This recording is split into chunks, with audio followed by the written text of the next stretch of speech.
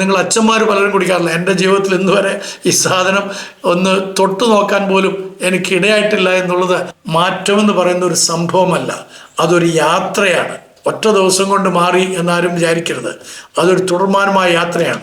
സ്വന്തം അളിയന്മാർ പറഞ്ഞു, അളിയ ഒന്നടിച്ചോ കുഴപ്പമില്ല. ഈ മനുഷ്യൻ ഒന്നല്ല പലതടിച്ചു. അവസാനം അതുവരെ 2 വർഷം ആ കുടുംബത്തിലുണ്ടായിരുന്ന സ്വസ്ഥത, അതിനിടയ്ക്ക് ആ മകന് നല്ലൊരു ജോലി ലഭിച്ചു, എല്ലാ കാര്യത്തിലും വീട്, നല്ല മനോഹരമായ വീട് പണിതു, എല്ലാം ഉണ്ടായിരുന്നു. അതെല്ലാം തകർന്ന് തരിപ്പണമായി. ആരോഗ്യമുള്ള ജീവിത ശൈലി, നമ്മുടെ പഴയ ശീലങ്ങളെ നമുക്ക് മാറ്റിയിട്ട് പുതുതൊന്ന് സ്ഥാപിക്കാനായിട്ട് സാധിക്കും. ഏവർക്കും സ്നേഹവന്ദനം. നമ്മുടെ നാട്ടിൽ ഓപ്പറേഷൻ തൂഫാനൊക്കെ വളരെ ശക്തമായി വ്യാപിച്ചുകൊണ്ടിരിക്കുകയാണ്. എല്ലാ വിധത്തിലുള്ള നന്മകളും അതിന് നേരുകയാണ്. പ്രത്യേകിച്ച് അതിൽ പങ്കെടുക്കുന്ന എല്ലാ അധ്യാപകരും, വിദ്യാർത്ഥികളും, പോലീസ് ഉദ്യോഗസ്ഥന്മാർ, സാമാന്യ ജനങ്ങൾ, സമൂഹം, നമ്മുടെ മന്ത്രിമാരോടൊപ്പം, രാഷ്ട്രീയക്കാരോടൊപ്പം നമുക്ക് മുന്നേറാം. നമ്മുടെ രാജ്യം നന്മയിലേക്ക് വരണമെങ്കിൽ ഈ ഓപ്പറേഷൻ തൂഫാനിലൂടെ ഉദ്ദേശിക്കുന്ന പോലെ എല്ലാ മനുഷ്യരെയും ലഹരിയിൽ നിന്ന് വിമുക്തരാക്കി തീർത്തെങ്കിൽ മാത്രമേ സാധിക്കുകയുള്ളൂ. പ്രത്യേകിച്ച് ഈ വളർന്നു വരുന്ന തലമുറ, അവരെ വളരെ ശക്തരാണ്, വളരെ ജ്ഞാനമുള്ളവരാണ്. ആ ജ്ഞാനവും ശക്തിയും ഒക്കെ ഫലപ്രദമാകുന്നത് മദ്യത്തിൻ്റെയും ലഹരിയുടെയും അടിമത്തത്തിൽ നിന്നുള്ള വിമോചനം അവർക്ക് ലഭിക്കുമ്പോൾ മാത്രമാണ്. അപ്പം ഇന്നത്തെ എൻ്റെ 2ാമത്തെ സെഷനിൽ ഞാൻ പറയാനായിട്ട് ആഗ്രഹിക്കുന്നത് മാറ്റത്തിലേക്കുള്ള യാത്രയെക്കുറിച്ചാണ്. The journey of recovery. ഇതിൻ്റെ 1ാമത്തെ ഭാഗം നിങ്ങൾ കേട്ടിട്ടില്ലെങ്കിൽ ദയവുണ്ടായിട്ട് അത് കേൾക്കുകയും ഇതുവരെ നിങ്ങൾ സബ്സ്ക്രൈബ് ചെയ്തിട്ടില്ലെങ്കിൽ ഒന്ന് സബ്സ്ക്രൈബ് ചെയ്യുകയും ചെയ്യണമേ. അതോടൊപ്പം തന്നെ മദ്യമോ പുകവലിയോ മറ്റേതെങ്കിലും ലഹരി പദാർത്ഥങ്ങൾ ഉപയോഗിക്കുന്ന പ്രിയപ്പെട്ടവരുണ്ടെങ്കിൽ അവരെ ഇതൊന്ന് കേൾക്കുവാനായിട്ട് പ്രേരിപ്പിക്കുകയും ചെയ്യണമേ എന്ന് അഭ്യർത്ഥിക്കുകയാണ്. അപ്പോൾ ഒരു പുതിയ ജീവിതം തിരഞ്ഞെടുക്കുന്ന മനുഷ്യൻ്റെ വിജയയാത്രയെക്കുറിച്ചാണ് ഞാൻ പറയാൻ ആഗ്രഹിക്കുന്നത്. മദ്യാസക്തിയിൽ നിന്ന് മോചനം നേടുക എന്നത് മദ്യം ഉപേക്ഷിക്കുക എന്ന ഒറ്റ നടപടിയിൽ അവസാനിക്കുന്ന ഒരു കാര്യമല്ല. അത് ശരീരത്തിൻ്റെയും മനസ്സിൻ്റെയും ചിന്താഗതിയുടെയും ജീവിത ശൈലിയുടെയും ബന്ധങ്ങളുടെയും സമഗ്രമായ പുനർനിർമ്മാണമാണ്. പലരും ഇനി ഞാൻ കുടിക്കയില്ല എന്ന് തീരുമാനിക്കാറുണ്ട്. എന്നാൽ ഏതാനും ദിവസങ്ങൾക്കോ ആഴ്ചകൾക്കോ ശേഷം വീണ്ടും പഴയ ശീലത്തിലേക്ക് അവർ മടങ്ങുന്നതും അവർ പിന്നെയും അതിൽ അതപ്പതിച്ചു പോകുന്നത് കാണാൻ കഴിയും. അതിൻ്റെ കാരണം മനസ്സിലാക്കണമെങ്കിൽ ആദ്യം ലഹരി മസ്തിഷ്കത്തിൽ ഉണ്ടാക്കുന്ന മാറ്റങ്ങളെക്കുറിച്ച് നമുക്ക് മനസ്സിലാക്കാൻ സാധിക്കണം. നമ്മുടെ ബ്രെയിനിൽ എങ്ങനെയാണ് ഈ ലഹരി പദാർത്ഥങ്ങൾ ഉപയോഗിക്കുന്നത് അല്ലെങ്കിൽ ഉണ്ടാക്കുന്ന മാറ്റങ്ങൾ എന്ന് നോക്കാം. അപ്പോൾ ഒന്നാമതായിട്ട് മനുഷ്യൻ്റെ ബ്രെയിൻ എന്ന് പറയുന്നത് അത്ഭുതകരമായ ഒരവയവമാണ്. സന്തോഷം, ഓർമ്മ, ചിന്ത, തീരുമാനങ്ങൾ, വികാരങ്ങൾ എന്നിവയെ നിയന്ത്രിക്കുന്നത് ഈ തലച്ചോറാണ്. മദ്യമോ മയക്കുമരുന്നുകളോ ഉപയോഗിക്കുമ്പോൾ മസ്തിഷ്കത്തിലെ ഡോപ്പോമിൻ പോലെയുള്ള രാസ സന്ദേശങ്ങൾ അസാധാരണമായിട്ട് വർദ്ധിക്കുന്നു. ഇത് താൽക്കാലികമായ ആനന്ദാനുഭവം നൽകുന്നു. എന്നാൽ വീണ്ടും വീണ്ടും ലഹരി ഉപയോഗിക്കുമ്പോൾ ഈ രാസ സന്തുലനാവസ്ഥയെ മാറുകയാണ്. ക്രമേണ സാധാരണ ജീവിതത്തിലെ സന്തോഷങ്ങൾ മതിയാകാതെ വരികയും കുടുംബം, ജോലി, സൗഹൃദം, ആരാധന, വിനോദം എന്നിവയിൽ നിന്ന് ലഭിക്കേണ്ട സന്തോഷം കുറഞ്ഞു പോവുകയും മദ്യം മാത്രമാണ് സന്തോഷം നൽകുന്നതെന്ന തെറ്റായ ധാരണ തലച്ചോറിനകത്ത് രൂപപ്പെടുകയും ചെയ്യുന്നു. ഇതോടെ വ്യക്തിക്ക് മദ്യമില്ലാതെ ജീവിക്കാൻ അല്ലെങ്കിൽ ലഹരി പദാർത്ഥമില്ലാതെ ജീവിക്കാൻ കഴിയുകയില്ലെന്നുള്ള ഒരു തോന്നൽ ഉണ്ടാകുന്നു. ഇത് സ്വഭാവ ദൗർബല്യമല്ല, ഇത് നമ്മുടെ തലച്ചോറിലെ പ്രവർത്തനത്തിലുണ്ടായ മാറ്റങ്ങളുടെ ഫലമാണ്. അതെല്ലാവരും മനസ്സിലാക്കണം. അതുകൊണ്ടാണ് ചികിത്സയും കൗൺസിലിങ്ങും ജീവിതശൈലി മാറ്റങ്ങളും ആവശ്യമായിട്ട് വരുന്നത്. 2ാമതായിട്ട് മാറ്റത്തിൻ്റെ 5 ഘട്ടങ്ങളെക്കുറിച്ച് പറയാനായിട്ട് ആഗ്രഹിക്കുകയാണ്. സ്റ്റേജസ് ഓഫ് ചേഞ്ചസ് എന്നാണ് നമ്മൾ അതിനെ വിളിക്കുന്നത്. 1, മാറ്റം ഒരൊറ്റ ദിവസത്തിൽ സംഭവിക്കുന്നില്ല, അത് ക്രമേണ വളരുന്ന ഒരു പ്രക്രിയയാണ്. മനഃശാസ്ത്രത്തിൽ സാധാരണയായിട്ട് 5 ഘട്ടങ്ങളായിട്ടാണ് ഇതിനെ വിവരിക്കുന്നത്. 1, ചിന്തിക്കാത്ത ഘട്ടം, പ്രീ കണ്ടംപ്ലേഷൻ എന്നാണ് ഞാൻ പറയുന്നത്. ഈ ഘട്ടത്തിൽ വ്യക്തി തനിക്ക് പ്രശ്നമുണ്ടെന്ന് അംഗീകരിക്കാറില്ല.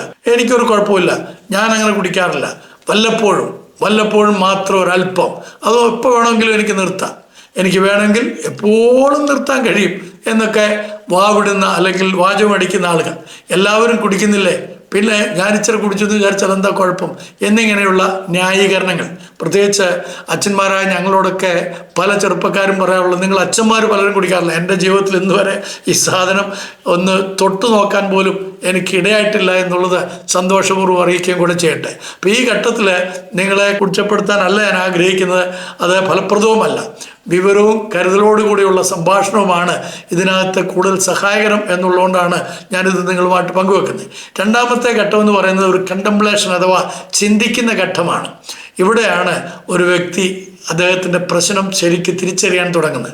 കുടുംബത്തിലെ പ്രശ്നങ്ങൾ, ആരോഗ്യ പ്രശ്നങ്ങൾ, സാമ്പത്തിക ബുദ്ധിമുട്ടുകൾ എന്നിവ കാരണം മാറ്റത്തെക്കുറിച്ച് ചിന്തിക്കുന്നു. അപ്പം അങ്ങനെയുള്ള ചിന്ത വരുന്ന സമയത്താണ് പലരും ഞങ്ങളുടെ ഈ സെൻറ്ററിൽ വരാറുള്ളത്. അവർക്ക് ഇതിൽ നിന്ന് വിമോചനം വേണം എന്നുള്ള ആഗ്രഹത്തോടെ ഇവിടുത്തെ പ്രോഗ്രാമിൽ, ക്യാമ്പുകളിൽ പങ്കെടുക്കാറുണ്ട്.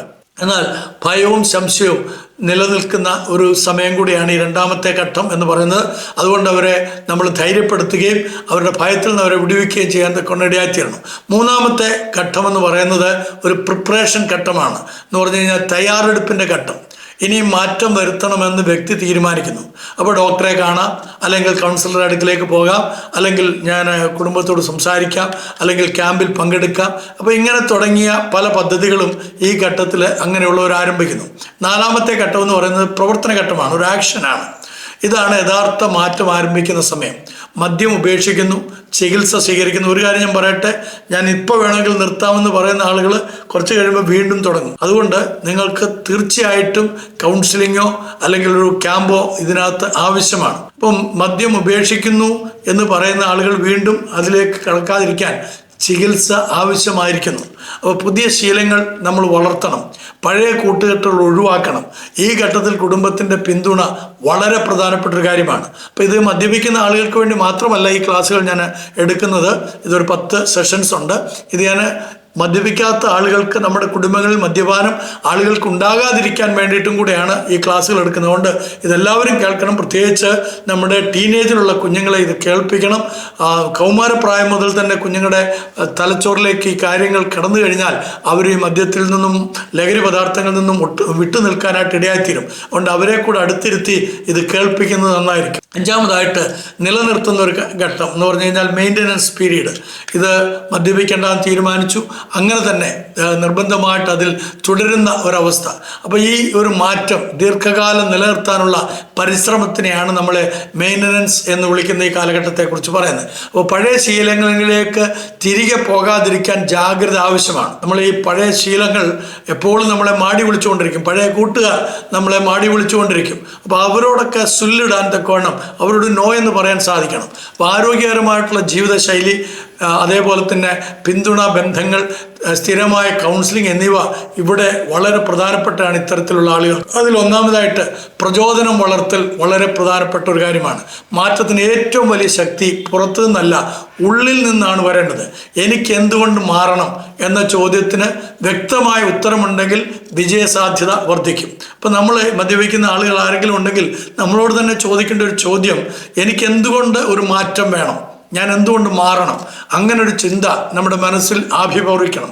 അപ്പോൾ ചിലരെ കുടുംബത്തിന് വേണ്ടി മാറുന്നുണ്ട്, ചില ആളുകൾ ആരോഗ്യം സംരക്ഷിക്കാനായിട്ട്, വേറെ ചില ആളുകൾ മക്കളുടെ ഭാവി ഓർത്തുകൊണ്ട്, ചില ആളുകളാകട്ടെ ദൈവ വിളിയോടുള്ള പ്രതിബദ്ധത മൂലം. അങ്ങനെ ധാരാളം ആളുകൾ മാറിയതായിട്ട് എനിക്ക് നേരിട്ട അനുഭവങ്ങളുണ്ട്. അപ്പോൾ പ്രചോദനം നിലനിർത്താനായിട്ട് ദിവസവും സ്വന്തം ലക്ഷ്യം എന്താണെന്നുള്ളത് ഓർത്തിരിക്കണം. ഞാൻ നിലനിൽക്കണം. മെയിൻ്റനൻസ് പീരീഡിൽ ഞാൻ എന്നെ തന്നെ വിലയിരുത്തേണ്ടത്, ഞാൻ വാസ്തവത്തിൽ ഒരു ലക്ഷ്യത്തിലേക്ക് എത്താൻ വേണ്ടിയിട്ടുള്ള ഒരു പ്രയാണത്തിലാണ്.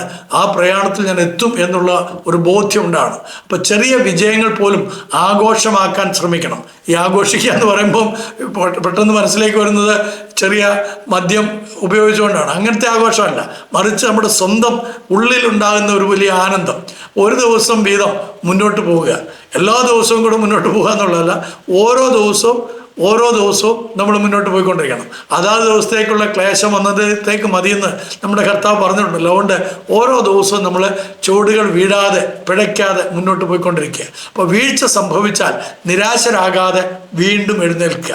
അഥവാ നിങ്ങളുടെ കാരണം കൊണ്ടല്ല, എന്തോ നിർബന്ധത്താൽ, എന്തോ പ്രശ്നത്താൽ ഒന്ന് വീണു എന്ന് വിചാരിച്ചിട്ട് ഇനി ഞാൻ അതിനകത്ത് വീണ് കിടക്കണമെന്നുള്ളതല്ല, അവിടെ നിന്ന് എഴുന്നേൽക്കാൻ നിങ്ങളെ സഹായിക്കുന്ന പല ഘടകങ്ങളുണ്ട്. ആരും നിങ്ങൾക്ക് അങ്ങനെ സഹായിക്കാനില്ലെങ്കിൽ ഞങ്ങളുണ്ട്. ആ കാര്യം നിങ്ങളുടെ മനസ്സിൽ വെച്ചേക്കുക. രണ്ടാമതായിട്ട് വ്യക്തിഗത വീണ്ടെടുപ്പ് പദ്ധതി. വിജയകരമായിട്ടുള്ള റിക്കവറി യാദൃച്ഛികമായിട്ട് സംഭവിക്കുന്നൊന്നല്ല, അതിന് ഒരു പദ്ധതി ഉണ്ടാകണം.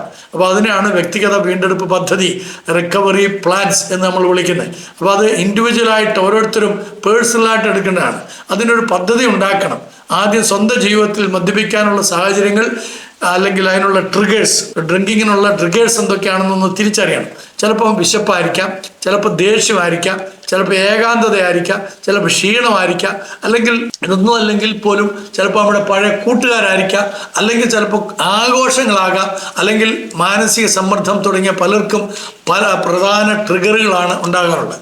ഞാൻ ഓർക്കുന്നുണ്ട്, ഇവിടെ അരീക്കോട് എന്ന് പറഞ്ഞ സ്ഥലത്തു നിന്ന് ഒരുപാട് പേര് വന്നിട്ടുണ്ട്. അതിനകത്ത് ഒരു സഹോദരൻ, മുസ്ലിം സഹോദരനാണ്. അദ്ദേഹം 2 വർഷം മദ്യപിക്കാതിരുന്നു. ഇവിടെ വന്ന് ഡി അഡിക്ഷനിൽ പങ്കെടുത്തിട്ട് കുടുംബത്തിൽ വലിയ സ്വസ്ഥത, സന്തോഷം. എന്നെ പലപ്പോഴും അവിടെ വിളിച്ചുകൊണ്ട് പോയിട്ട് ഞങ്ങളുടെ അച്ഛന്മാർ പലരും ആ വീട്ടിൽ പോവുകയും അവർ ആ കുടുംബത്തിലുള്ള എല്ലാ സന്തോഷ സമയത്തും ഞങ്ങൾ പോയി പങ്കെടുക്കുകയൊക്കെ ചെയ്ത് ഭയങ്കര ആനന്ദം. 2 വർഷം. എന്നാൽ അദ്ദേഹത്തിൻ്റെ ഒരു ബന്ധു വീട്ടിലേക്ക് പോയ സമയത്ത്, ആ സ്ഥലം എന്ന് പറയുന്നത് ബേപ്പൂർ എന്ന് പറയുന്ന സ്ഥലത്താണ്, അദ്ദേഹത്തിൻ്റെ ഭാര്യ വീട്ടില് അവിടെ ഒരു വിവാഹ സംബന്ധമായ കാര്യത്തിന് ചെന്നപ്പോൾ ഇദ്ദേഹത്തെ സ്വന്തം അളിയന്മാർ പറഞ്ഞു, അളിയ ഒന്നടിച്ചോ കുഴപ്പമില്ല. ഈ മനുഷ്യൻ ഒന്നല്ല പലതടിച്ചു. അവസാനം അതുവരെ 2 വർഷം ആ കുടുംബത്തിലുണ്ടായിരുന്ന സ്വസ്ഥത, അതിനിടയ്ക്ക് ആ മകന് നല്ലൊരു ജോലി ലഭിച്ചു, എല്ലാ കാര്യത്തിലും വീട്, നല്ല മനോഹരമായ വീട് പണിതു, എല്ലാം ഉണ്ടായിരുന്നു. അതെല്ലാം തകർന്ന് തരിപ്പണമായി. ഈ കുടുംബങ്ങളിൽ നടക്കുന്ന കല്യാണങ്ങൾ, മരണം, അതുപോലെ വേറെ എന്തെങ്കിലും ഫങ്ഷൻസ്, അതുപോലെ ചില ദേവാലയങ്ങളിലെ പെരുന്നാളുകൾ, ഇങ്ങനെയൊക്കെയുള്ള കാര്യങ്ങൾ പലപ്പോഴും ആളുകളെ അപകടത്തിലേക്ക് കൊണ്ടെത്തും. അപ്പൊ അങ്ങനെയുള്ള ആ ആളുകളുടെ പട്ടികയും കൂടെ നിങ്ങൾ തയ്യാറാക്കണം. എവിടെ പോയാലാണ് നിങ്ങൾക്ക് വീഴാൻ ചാൻസ് ഉള്ളത് എന്നുള്ളത് നിങ്ങൾ നേരത്തെ അറിയണം. അപ്പൊ കുടുംബാംഗങ്ങള്, വിശ്വസ്ത സുഹൃത്തുക്കള്, കൗൺസിലറ്, ഡോക്ടർ എന്നിവരുടെ പിന്തുണ ഈ സമയത്താണ് നിങ്ങൾ തേടേണ്ടത്. അപ്പൊ അവരുടെ ആരുടെയെങ്കിലും ഒരു ഫോൺ നമ്പർ നിങ്ങൾ കൈകളിൽ സൂക്ഷിക്കാം. ആർക്കും നിങ്ങളോട് സംസാരിക്കാൻ സമയമില്ലെങ്കിൽ എന്നെ വിളിക്കാം. 9947003777 വിളിച്ചോ. നിങ്ങൾ എനിക്ക് സമയമുള്ളപ്പോൾ തിരിച്ചു വിളിക്കും ഞാൻ. അപ്പോൾ അതുകൊണ്ട് നിങ്ങൾ ഭയപ്പെടണ്ട, നിങ്ങളോടൊപ്പം ഞങ്ങളുണ്ട്. അപ്പോൾ ദിവസക്രമം തയ്യാറാക്കണം. ഓരോ ദിവസവും ഇന്നത്തെ ഒരു ഓർഡർ ഞാൻ തയ്യാറാക്കണം. രാവിലെ എഴുന്നേൽക്കുന്നത് മുതൽ രാത്രിയിൽ ഉറങ്ങാൻ പോകുന്നിടം വരെയുള്ള ഒരു പദ്ധതി, ഒരു പ്രോഗ്രാം നമുക്കുണ്ടാകണം. അതേപോലെ തന്നെ രാവിലെ എഴുന്നേൽക്കുമ്പോൾ പ്രാർത്ഥനയോടുകൂടെ, അതേപോലെ ദൈവവചനം വായിച്ച് ധ്യാനിച്ചുകൊണ്ട്, അതേപോലെ വ്യായാമം ചെയ്തുകൊണ്ട്, അതേപോലെ ജോലിയിൽ ഉൾപ്പെട്ടുകൊണ്ട്, കുടുംബത്തോട് സമയം ചെലവഴിച്ചുകൊണ്ട്, അതേപോലെ ആവശ്യത്തിനുള്ള വിശ്രമം എടുത്തുകൊണ്ട്, അങ്ങനെ നമ്മുടെ ജീവിതത്തെ നമ്മളൊന്ന് ക്രമീകരിക്കണം. അപ്പോൾ ആരോഗ്യമുള്ള ജീവിതശൈലി പഴയ ശീലങ്ങളെ മാറ്റി സ്ഥാപിക്കാൻ സഹായിക്കുന്നു എന്ന് മറന്നു പോരുത്. ഒന്നുകൂടെ പറയാം, ആരോഗ്യമുള്ള ജീവിതശൈലി നമ്മുടെ പഴയ ശീലങ്ങളെ നമുക്ക് മാറ്റിയിട്ട് പുതുതൊന്ന് സ്ഥാപിക്കാനായിട്ട് സാധിക്കും എന്ന് മറന്നു പോകണ്ട. മൂന്നാമതായിട്ട്, കുടുംബത്തിന്റെ പുനർനിർമ്മാണം. മദ്യാശക്തി ഒരാളെ മാത്രമല്ല മുഴു കുടുംബത്തെയും ബാധിക്കുന്നു എന്നുള്ളതിന് യാതൊരു സംശയമില്ല. നമ്മുടെ സമൂഹത്തിൽ ഒരു നല്ല പങ്ക്, എത്ര ശതമാനം എന്ന് എനിക്ക് കൃത്യമായിട്ട് പറയാൻ കഴിയില്ല. ഓരോ മേഖലകൾ തിരിച്ചു വേണം അതിന് പഠനം നടത്താനായിട്ട്. ചില മേഖലകളിൽ വളരെ കുറവ് മാത്രമുള്ള കുടുംബങ്ങളിലെ മദ്യപാനം ഉണ്ടാവുള്ളൂ. വേറെ ചില സ്ഥലങ്ങളിൽ 100% മദ്യപിക്കുന്ന കോളനികൾ ഉണ്ടാകാം. അപ്പം അങ്ങനെയുള്ളത് കൊണ്ട് നമ്മളൊരു പെർസെൻറ്റേജ് പറയുന്നില്ല. എന്നാൽ ഈ ഒരു വീട്ടിലെ ഒരു വ്യക്തിയുടെ മദ്യപാനം കൊണ്ട് ആ കുടുംബത്തിൻ്റെ മൊത്തം സ്വസ്ഥത നഷ്ടപ്പെടും. പലപ്പോഴും ഞാൻ പറയാറുണ്ട്, ഒരു വ്യക്തി ഉദ്ദേശിച്ചാൽ ആ കുടുംബത്തെ സ്വർഗമാക്കാൻ കഴിയും. ആ ഒരു വ്യക്തി ഉദ്ദേശിച്ചാൽ ആ വീടിനെ നരകമാക്കാൻ അത് സാധിക്കും. അപ്പം നിങ്ങൾ നിമിത്തം നിങ്ങളുടെ വീട് സ്വർഗതുല്യമാണോ നരകതുല്യമാണോ എന്നൊന്ന് ചിന്തിക്കുന്നത് നല്ലതായിരിക്കും. അതുകൊണ്ട് റിക്കവറിയിൽ കുടുംബത്തിനും ചികിത്സയുടെ ഭാഗമാകണം. നിങ്ങളുടെ വീട്ടുകാരെ കൂടെ ഈ ചികിത്സയുടെ ഭാഗമാക്കാൻ വളരെ ശ്രദ്ധിക്കണം. അപ്പം വിശ്വാസം ഒരു ദിവസം കൊണ്ട് തിരിച്ചു വരില്ല. കാരണം എന്താണെന്ന് വെച്ച് കഴിഞ്ഞാൽ, വാക്കുകൾക്ക് അപ്പുറമായിട്ട് പ്രവൃത്തികളാണ് വിശ്വാസം പുനഃസ്ഥാപിക്കുന്നത്. നിന്നോട് ഞാൻ ഇനി കുടിക്കുകയില്ലടി എന്നൊക്കെ ഭാര്യയുടെ തലയിൽ എത്രയോ പ്രാവശ്യം നിങ്ങൾ തൊട്ട് സത്യം പറഞ്ഞിട്ടുണ്ട്. നിങ്ങളുടെ കുഞ്ഞുങ്ങളുടെ തലയിൽ തൊട്ട് സത്യം ചെയ്തിട്ടുണ്ട്. പക്ഷെ പിന്നെയും നിങ്ങൾ കുടിക്കാറില്ലേ? അപ്പോൾ അതുകൊണ്ട് നിങ്ങളുടെ വാക്കുകളിൽ നിങ്ങളുടെ വീട്ടുകാർക്ക് ആർക്കും യാതൊരു വിശ്വാസമില്ല. നിങ്ങളുടെ വാക്കും പഴഞ്ചാക്ക് ഒരുപോലെയാണെന്ന് നിങ്ങളുടെ ഭാര്യ വെറുതെ പറയുന്നതല്ല, അല്ലെ നിങ്ങളുടെ കുടുംബാംഗങ്ങൾ വെറുതെ പറയുന്നതല്ല, അല്ലെ നിങ്ങളുടെ അപ്പനും അമ്മയും പറയുന്നത് വെറുതെ അല്ല. അത് കാര്യമുള്ളതുകൊണ്ട് നിങ്ങൾക്ക് നിങ്ങളുടെ വിശ്വാസം പുനഃസ്ഥാപിക്കാൻ കിട്ടുന്ന നല്ലൊരു അവസരമാണ്. എങ്ങനെയാണ്? സമയം പാലിച്ചുകൊണ്ട്, കൃത്യതയോടുകൂടെ, അതേപോലെ സത്യസന്ധത, അതേപോലെ റെസ്പോൺസിബിലിറ്റീസ്, ഉത്തരവാദിത്തങ്ങളേറ്റ, അതേപോലെ സാമ്പത്തിക നിയന്ത്രണം. അത് വളരെ പ്രധാനപ്പെട്ട ഒരു കാര്യമാണ്. കുടുംബത്തോടൊപ്പം സമയം ചെലവഴിക്കുക എന്ന് പറഞ്ഞാൽ പണിക്കൊന്നും പോകാതെ അയ്യോ താണ്ട് അച്ഛൻ പറഞ്ഞിനും വീട്ടുകാരോടൊപ്പം സമയം ചെലവഴിക്കണം എന്നാൽ ഞാൻ അങ്ങ് ഇവിടെ ഇരുന്നേക്കാം എന്ന് പറയുന്നതല്ല. പണിക്ക് പോകണം, പണി കഴിഞ്ഞിട്ട് വരുമ്പോൾ ആ കാശ് വീട്ടിൽ കൊണ്ടുവന്ന് ജീവിത പങ്കാളിയെ ഏൽപ്പിക്കുക, അല്ലെങ്കിൽ അപ്പനെ ഏൽപ്പിക്കുക, അമ്മയെ ഏൽപ്പിക്കുക.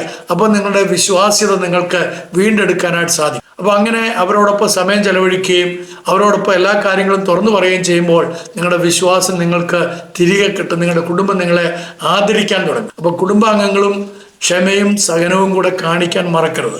1, 2, 10 പ്രാവശ്യം വീണ് കാണും, അല്ലെ പല പ്രാവശ്യം വീണ് കാണും. പക്ഷെ അതുകൊണ്ട് ഇവനിന് ഒരിക്കലും ഗുണം വരികയല്ലെന്ന് പ്രാകുകയല്ല വേണ്ടേ.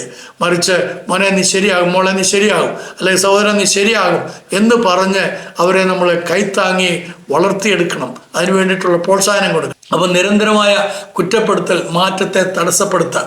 നന്നാണെന്ന് വിചാരിച്ചാൽ പോലും അപ്പൻ്റെ അമ്മയുടെയൊക്കെ പ്രാക്കോ സഹോദരങ്ങളുടെ പാക്കോ അല്ലെങ്കിൽ ഭാര്യയുടെ വേണ്ടാത്ത വിധത്തിലുള്ള വർത്തമാനങ്ങളോ മക്കളുടെ ശകാരങ്ങളോ ഒക്കെ ആ വ്യക്തിയെ വീണ്ടും പഴയ രീതിയിലേക്ക് മദ്യപാനിയാക്കാൻ ഇടയുണ്ട്. അപ്പം അങ്ങനെയുള്ള സമയത്ത് നമ്മൾ അവരെ ഒരു വിധത്തിൽ കുറ്റപ്പെടുത്തുകയല്ല വേണ്ടി. അതേസമയം ആരോഗ്യകരമായ പരിധികളും വ്യക്തമായ പ്രതീക്ഷകളും നിലനിർത്തേണ്ടതുണ്ട്.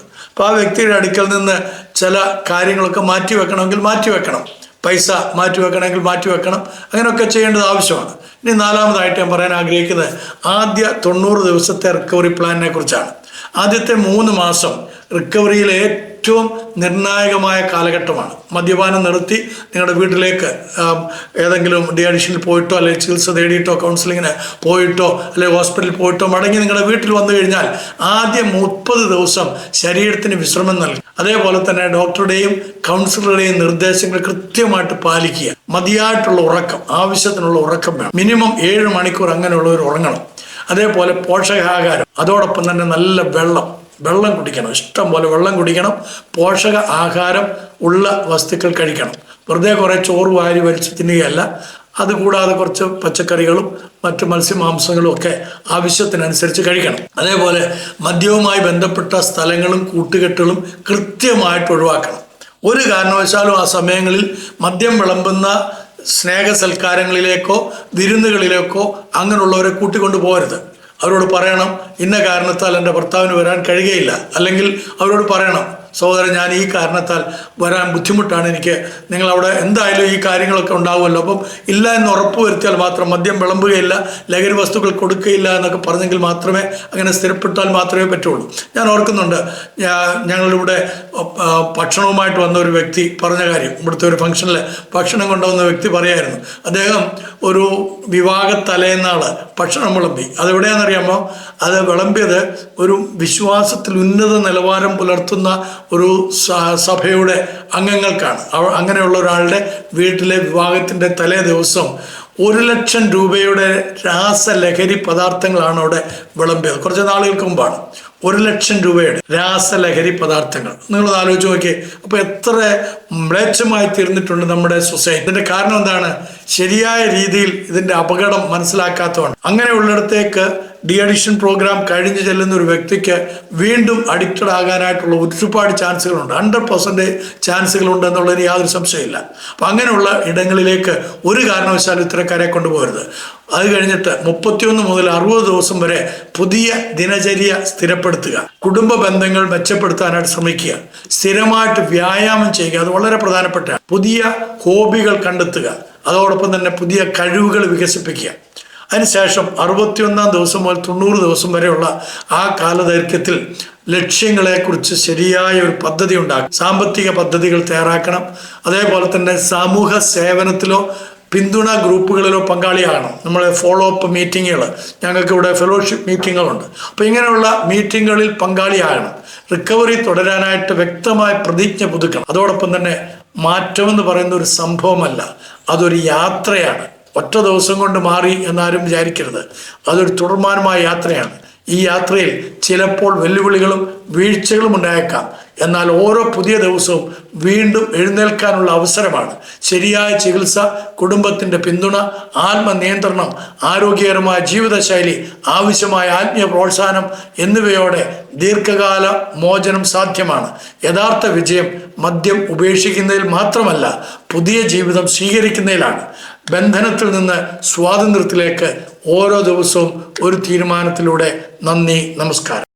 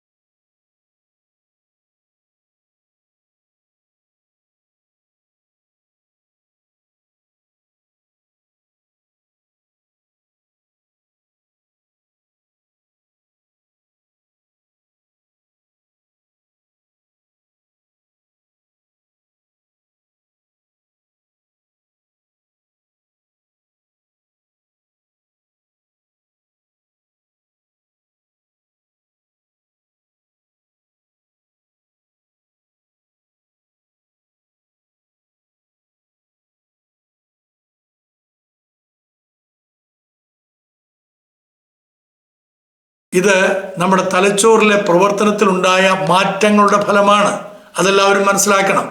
അതുകൊണ്ടാണ് ചികിത്സയും കൗൺസിലിങ്ങും ജീവിതശൈലി മാറ്റങ്ങളും ആവശ്യമായിട്ട് വരുന്നത്.